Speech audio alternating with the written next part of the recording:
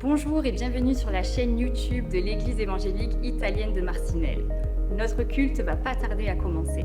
En attendant, permettez-moi de vous inviter sur notre page Facebook EEIM juste ici ou à découvrir notre vitrine Instagram EEIM juste là. Nous serons également heureux de vous accueillir lors de nos cultes en présentiel le dimanche à 10h et lors de nos réunions de prière le jeudi à 19h30. En plus de tout cela, nous organisons des réunions de jeunes les dimanches soirs à 18h, ainsi que des groupes de maison en semaine dont vous obtiendrez toutes les informations via cette adresse mail ou directement via les réseaux sociaux. Retrouvez toutes ces informations à la fin de la vidéo et les liens vers nos différentes plateformes en description ci-dessous. Nous vous souhaitons un bon visionnage et nous avons hâte de vous rencontrer au sein de notre Église. À très bientôt.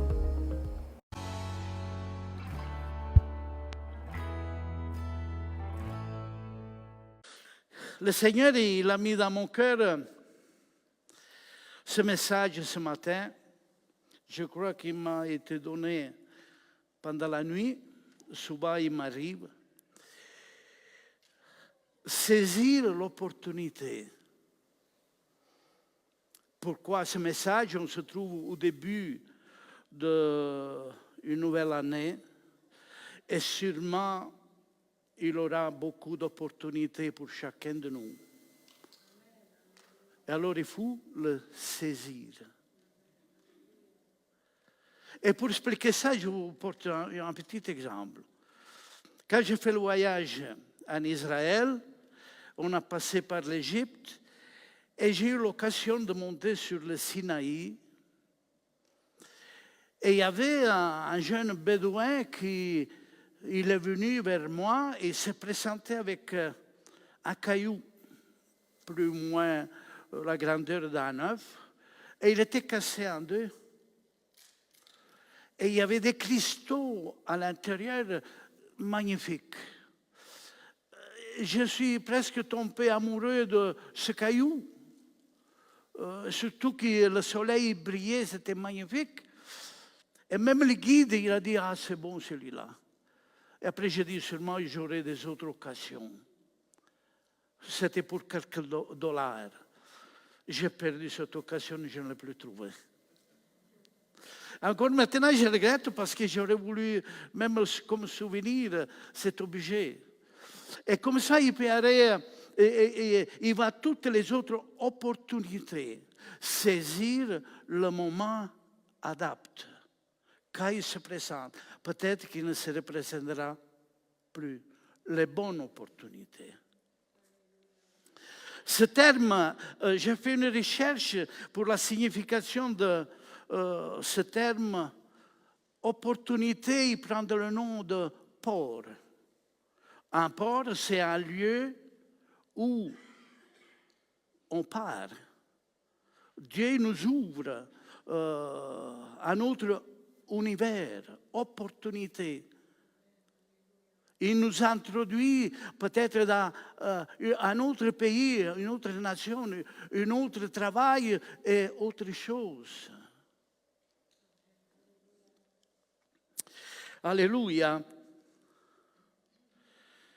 Mais avant de continuer, je vais lire le texte biblique qu'on trouve dans Luc chapitre 18, verset 35. Si vous voulez vous mettre debout, rien que pour honorer, pas moi, la parole de Dieu. Parce que la parole de Dieu, il nous vient du ciel. Donc à partir du 35, il nous dit, comme Jésus s'approchait de Jéricho, un aveugle était assis au bord du chemin et mendiait. En attendant la foule passer, il demanda ce que c'était. On lui dit, c'est Jésus de Nazareth qui passe. Et il cria, Jésus, fils de David, aie pitié de moi. Ceux qui marchaient devant le reprenaient pour le faire taire. Mais il criait beaucoup plus fort. Fils de David, aie pitié de moi. Jésus s'était arrêté, ordonna qu'on le lui amène. Et quand il se fut approché, il lui demande, « Que veux que je te fasse ?» Il répondit, « Seigneur, que je recouvre la vue. » Et Jésus lui dit, « Recouvre la vue.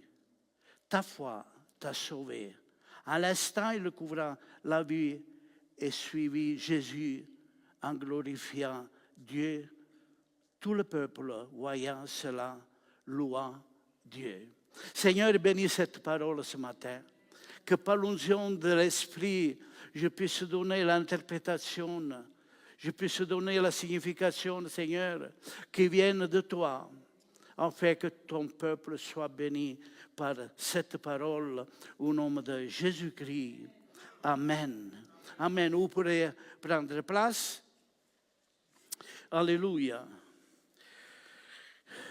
Donc, le moment de l'opportunité, c'est le moment important, le moment favorable, unique et la bonne occasion pour une rencontre,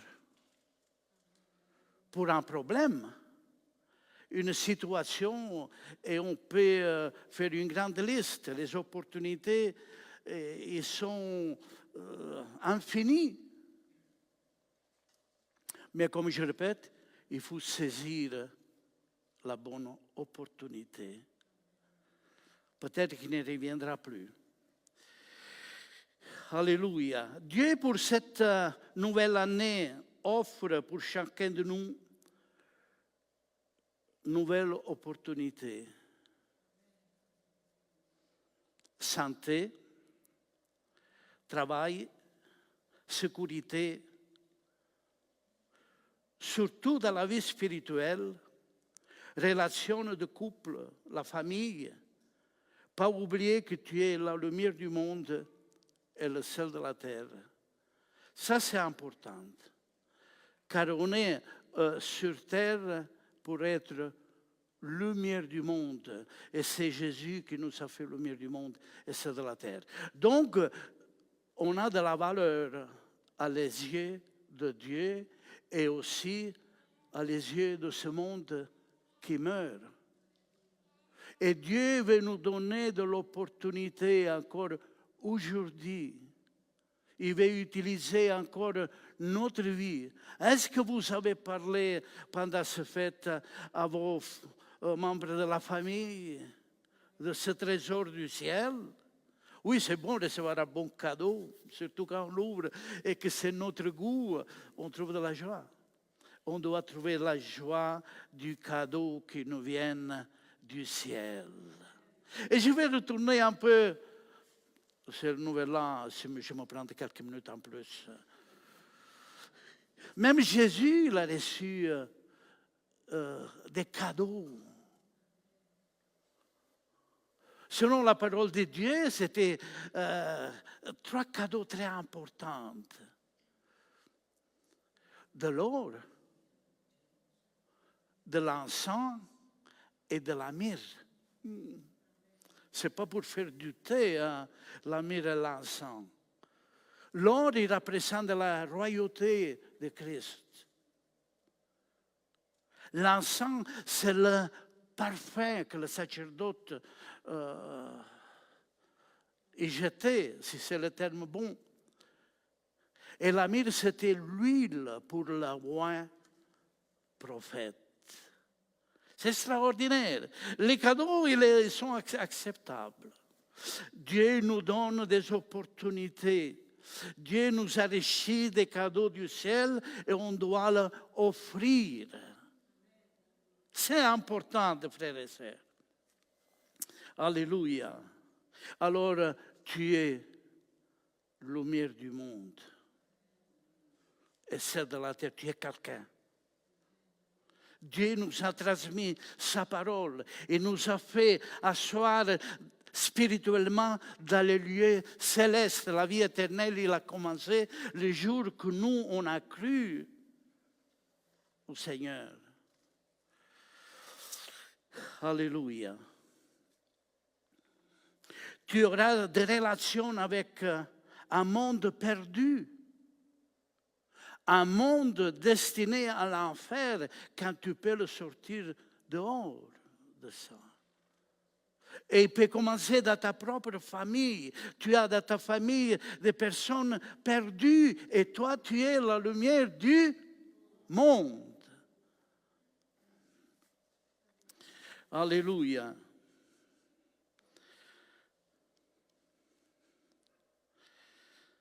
Alors saisis cette opportunité quand tu rencontres quelqu'un. Tu as toutes les qualités possibles.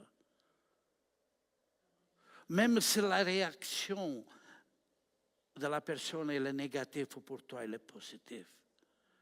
Parce que tu as fait que le devoir de chrétien. Et tu peux t'attendre à des choses négatives. Hein? Peut-être d'insultes ou bien, je ne sais pas moi, parce que l'ennemi, tu rentres dans un combat. Mais toi, tu es le plus fort. Et on le voit dans la parole de Dieu. Le vainqueur, c'était ceux qui se sont confiés au Seigneur. Et on a lu ce texte de la parole de Dieu à Luc. J'ai eu l'occasion de visiter Jéricho. C'est un désert maintenant. Et là, à l'époque, c'était une ville peuplée. Et il devait arriver quelqu'un d'important qui devait traverser Jéricho. Jésus, à l'époque, il avait beaucoup de popularité. Il était connu, pas par la télévision, pas par les journaux, pas par les médias. Il était connu parce que les chrétiens y témoignaient. C'est Jésus. Aujourd'hui, c'est facile, assis dans nos,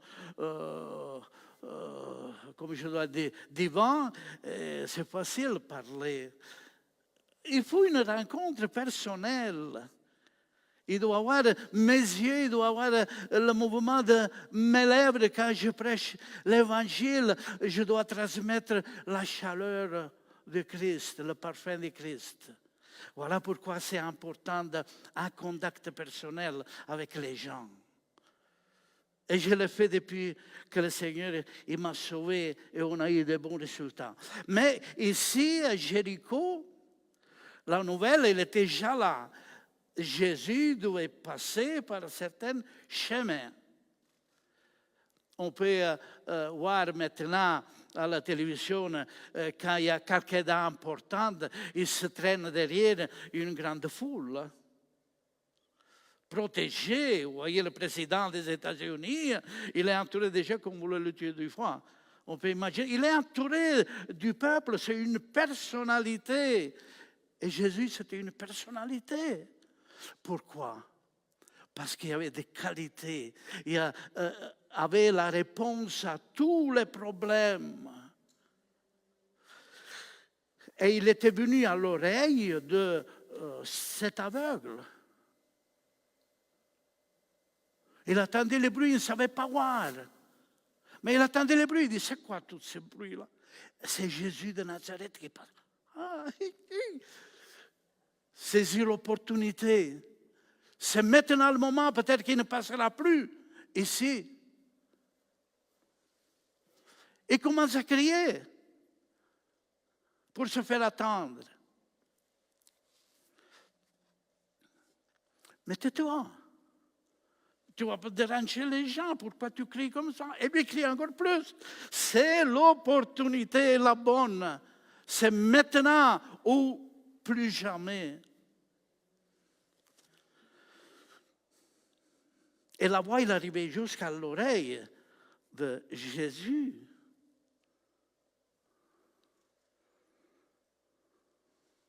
Et Jésus, il a dit, laissez-le faire, appelez-le. Nous, les cris des enfants ou les cris des autres, ils nous dérangent. Mais Jésus ne se dérange pas pour celui qui crie à lui.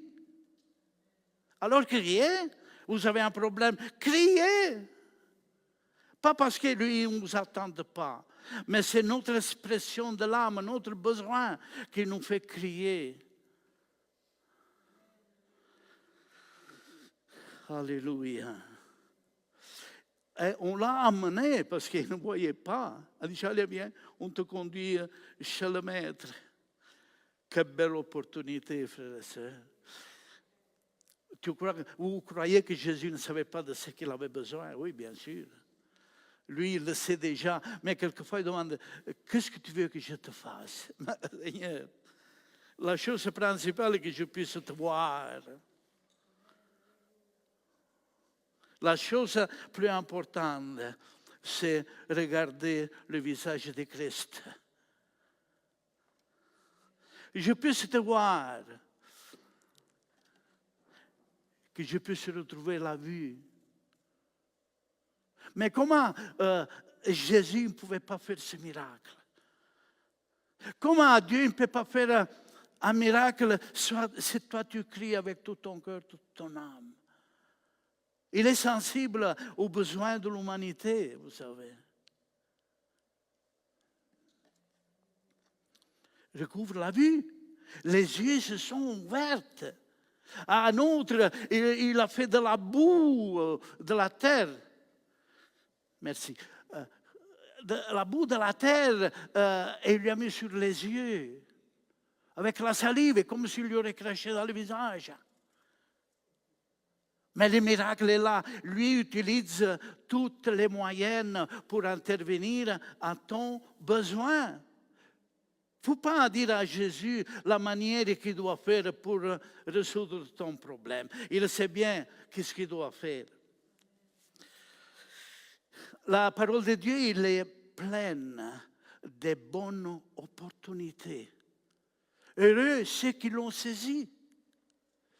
Et je vous cite encore un, parce qu'il y en a des dizaines, au moins ce qui m'est venu à l'esprit, des dizaines, mais 2 ou 3, je dois vous le dire, parce qu'ils sont très importants.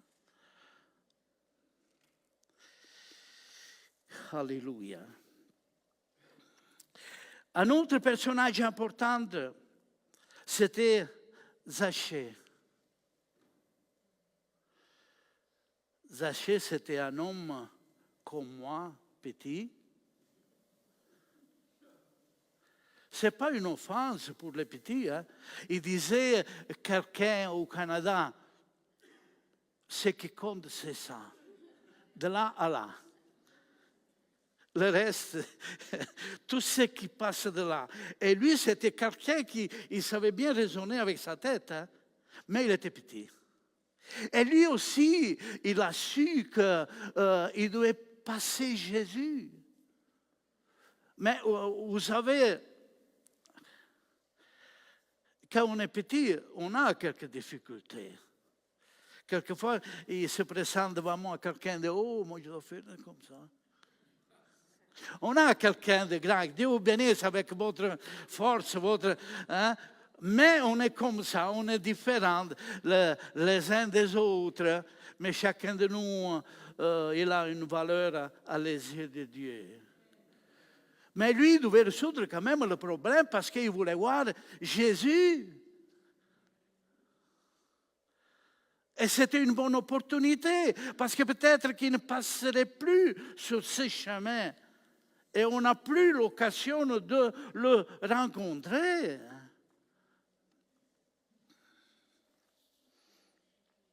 Heureusement qu'il y avait cet arbre béni de sycomore. Il n'y en avait pas d'échelle tout de suite, hein. Là, mais c'était un sycomore, un arbre, et puis il s'est grimpé comme un singe, là, on peut imaginer, et il s'est mis entre les feuilles. Bien regardez, une belle position, hein. Ce qui compte, c'est qu'on voit clair. Et Jésus, avec toute cette foule qui le suivent, et il fixe les yeux sur cet arbre-là. Il ne savait jamais rencontrer. Mais Jésus prononce son nom. C'est inutile qu'on se cache. Dieu, il nous connaît. Jésus, il nous connaît. C'est inutile de se cacher derrière certains obstacles, mais le Seigneur, il connaît ton nom, il connaît mon nom et il m'appelle par mon nom. Joseph, qu'est-ce que tu fais? Qu'est-ce que tu es en train de faire? Les autres, ils ne te voient pas, mais moi, je te vois. Mais avec un mot de sympathie, Jésus l'appelle. Jésus n'offense personne. Et il dit, Zachée, descends, car je viens manger chez toi aujourd'hui. Ah! Quel honneur! Quel honneur de recevoir Jésus dans sa propre maison. Je suis à la porte et je frappe. Celui qui écoute ma voix et m'ouvre, je rentrerai et on souperait ensemble. Alléluia. Et c'est lui qui va bénir nos éléments que nous mangeons chaque jour. C'est très important. Quelle fête! Jésus ne lui a pas dit, qu'est-ce que tu as fait? Combien d'argent tu as volé?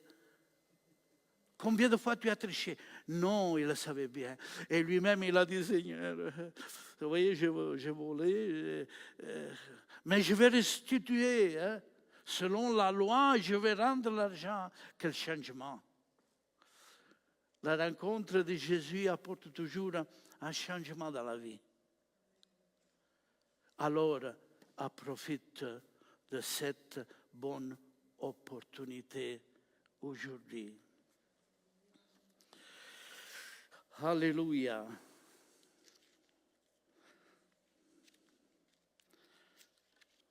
On a des autres passages parallèles à ce qu'on a lu. Et un autre, je dois vous le dire aussi, cette rencontre avec la Samaritaine.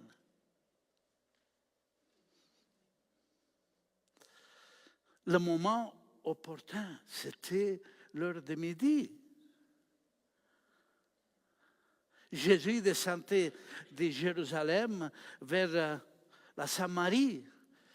Et cette femme, comme d'habitude, il n'y avait pas le robinet dans la maison comme nous, hein? La douche et toute autre chose. Il doit aller à la fontaine pour prendre de l'eau. Chez moi, c'était comme ça. Hein. Je n'ai fait de voyage avec des bouteilles, des choses pour le ramener à la maison. On doit se laver avec, on doit manger, on doit faire tout. Allez, va à la fontaine. Et là, il y avait un puits, le puits de Jacob, qu'il avait creusé pour tirer de l'eau vive. Cette femme-là, avec le seau, c'était son habitude. Mais Jésus, c'était un juif. Un homme, en le voyant, c'était un homme normal. Et il a reconnu que c'était un juif. Mais ces juifs-là ne sont pas comme les autres juifs. Lui, il a le dialogue, il veut dialoguer avec les gens. Pourquoi il n'a pas des ennemis? Il veut dialoguer, il veut s'exprimer, il veut faire connaissance. Et je dis et je le répète aujourd'hui, pour arracher un sourire de quelqu'un, c'est très dur, frères et sœurs. Parce que les cœurs ils sont brisés. Parce qu'il y a des problèmes dans leur cœur. Ils ne savent pas sourire quand on souffre, quand on est trahi, quand on est dans des difficultés. Alors, nous, on doit sourire. Moi, n'importe où je vais, je dis toujours quelques mots, rien que pour attirer leur attention. Dans les bureaux et tout, docteur et tout, j'ai toujours cette parole pour l'interpeller, pour le faire sortir et sourire, non? Rendre joyeux le visage d'un autre. Je ne sais pas où je me trouve dans mon texte, parce que je laisse parler mon cœur. Même parce que tout ce que je vous dis, il est déjà passé par là, pendant la méditation, la nuit et tout. Donc cette femme, elle va là, et Jésus l'interpelle tout de suite. Femme, donne-moi à boire. Pourtant, cette femme-là, c'était une religieuse. Il a tenté la venue du Messie. Elle était à la connaissance des Écritures, mais sa nature, elle était différente. Il ne le vivait pas. Mais comment on peut attendre le Messie quand moi je ne marche pas droit? Comment moi je peux être un croyant, un religieux si je ne fais pas ce que Dieu m'ordonne? C'était ça. Jésus n'a pas chassé. Hein?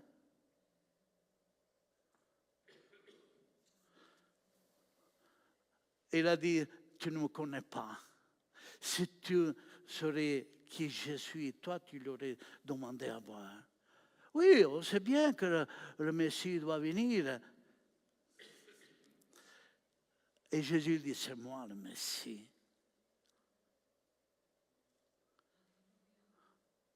Allez, va chercher ton mari. Mais je n'ai pas de mari. Tu as bien dit, parce que tu en as eu 5, et celui que tu as maintenant, ce n'est pas ton mari, c'est le mari d'un autre. Il dévoile le Seigneur. Mais il n'a pas jugé avec ses disciples. Il dit, regarde cette femme-là. Hein? Non, dans le secret du cœur, on révèle les choses. Jésus n'offense personne. Il enlève, il rétablit les situations. Et aujourd'hui, on vit dans un monde, frères et sœurs, le chaos total. C'est qui ton mari, c'est qui ton enfant, c'est qui ci, c'est qui là, c'est qui là. Allez, continue. Non, frères et sœurs, on est la lumière du monde et le sel de la terre. Le monde, il ne doit rien voir de négatif dans nos vies. Alléluia.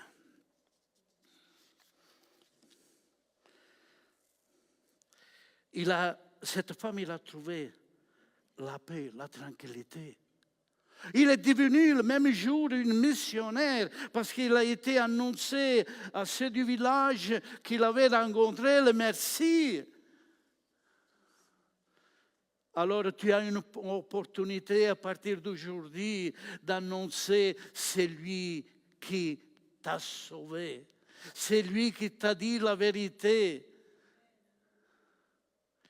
Et commence dans ta propre famille, sois une évangéliste. Sois un témoin de l'évangile. Cette année-ci, tu veux conduire au moins une âme au Seigneur.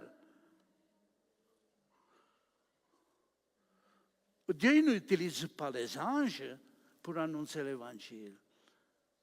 Il a voulu utiliser des personnes qui ont été rachetées par son propre sang. Alléluia.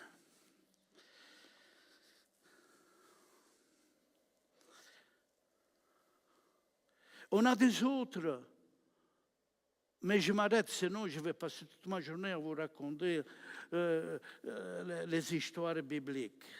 Mais les choses plus importantes. Mais il y en a certaines qui n'ont pas saisi l'opportunité. Par exemple,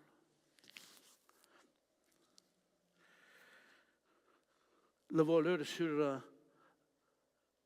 la croix. Il y en avait 2. Ah, il a saisi. Seigneur, rappelle-toi de moi quand tu seras dans ton royaume. C'est magnifique, cette opportunité.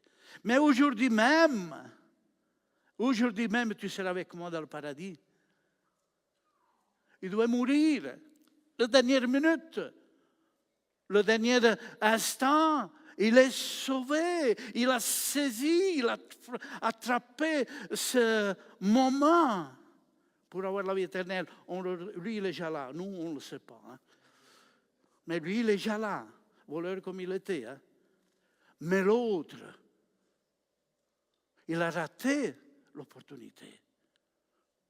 Si tu es vraiment le Fils de Dieu, descends de gloire, libère-toi et libère-nous. Il ne savait pas ce qu'il demandait. Il a raté. Un autre personnage important, après je m'arrête. C'était le jeune riche. Il s'est présenté bien élégant, tout, devant le Seigneur. Il dit, Seigneur, qu'est-ce qu'il faut faire pour hériter la vie éternelle? Eh bien, Jésus il a dit, tu es en dessous de la loi, observe les commandements. Hein? C'est facile, non? Mais vu que les commandements, il n'est pas à notre portée, on n'arrivera jamais à l'observer tous. Hein? Il y a toujours quelques commandements qu'on le met à part.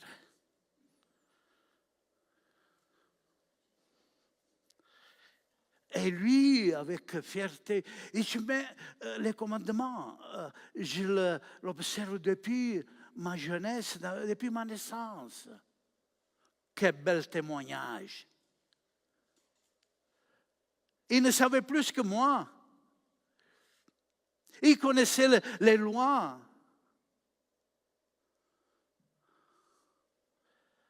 Mais il voulait autre chose. Mais Jésus connaissait lui aussi. Tu as un petit problème, mon jeune, qui t'empêche. Oui, tu es un bon religieux. Tu es un bon observateur de la loi. Mais il y a un petit problème. Tu as beaucoup de richesses. Peut-être que c'est l'héritage de tes parents et tout. Ton cœur, il est lié à ça. Tu veux plus? Va en tout. Débarrasse de tout ce qui c'est un empêchement. Débarrassons-nous de tout ce qui sont des empêchements pour servir pleinement le Seigneur. Peut-être qu'on est consacré trop au travail. Peut-être qu'on est consacré trop à des autres activités. Le sport. Ouais, je dois aller au football. Là. Je ne peux pas venir à l'église. Ah oui, des jours de fête, il m'arrive les gens, il faut qu'on prépare. Oui, bien, c'est bien. Et de Dieu, tu fais quoi? Tu voles à Dieu du temps pour toi?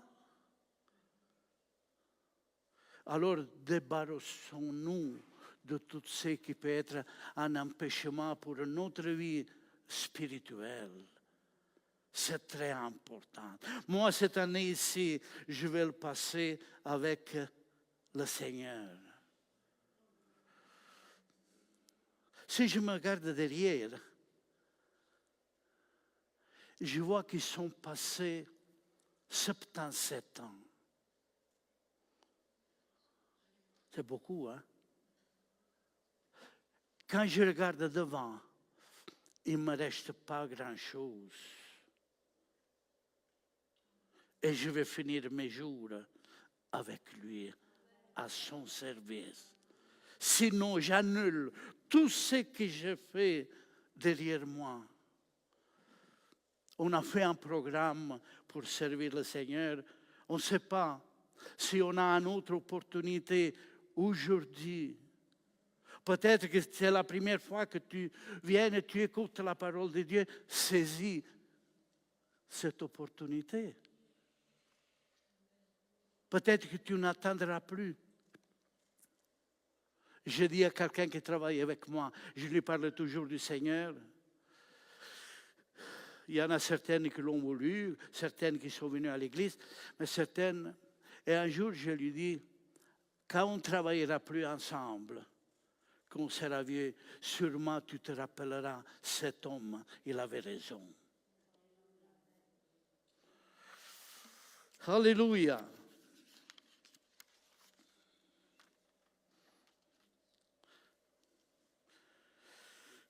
C'est des opportunités perdues. Oh, si j'aurais eu ce petit caillou dans mes mains, je l'aurais mis sur ma cheminée et de temps en temps, je l'aurais regardé. C'était beau, naturel. C'est que la main de Dieu qui avait créé ces choses cachées dans une boule de pierre. J'ai raté, hein? Même si c'est une chose de grande valeur. Mais pour moi, il avait de la valeur, parce que j'y tiens à ces choses. J'ai raté. Combien de gens dans la parole de Dieu ils l'ont raté?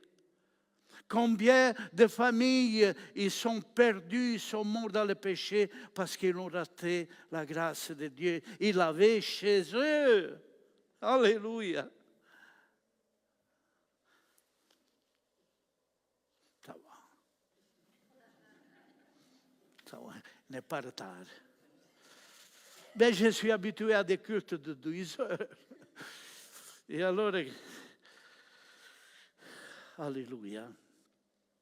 Le psaume 95, 7, il nous dit, aujourd'hui, si vous attendez ma voix, est-ce que on attend la voix de Dieu par la parole? Pas la mienne, parce que je n'ai pas une belle voix.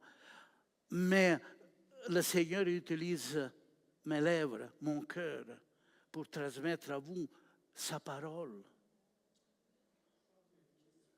Quand à moi-même, je voudrais me cacher, mais il est trop petit derrière cette tribune pour que Christ, il vous parle.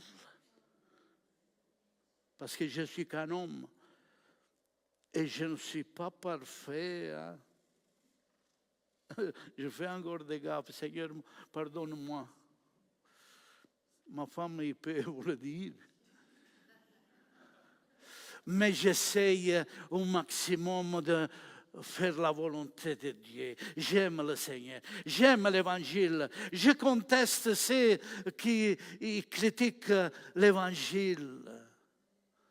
C'est un livre d'amour, un livre qui nous vient du ciel pour moi et pour toi. On trouve la vérité qu'on cherche. J'étais catholique, un religieux, fondé, raciné, mais il ne m'a pas donné la vérité. Et mon cœur, il cherchait encore. Je l'ai trouvé dans de simples personnes. Ce qui m'attirait, c'était l'amour, l'entourage, le sourire, des cœurs transformés.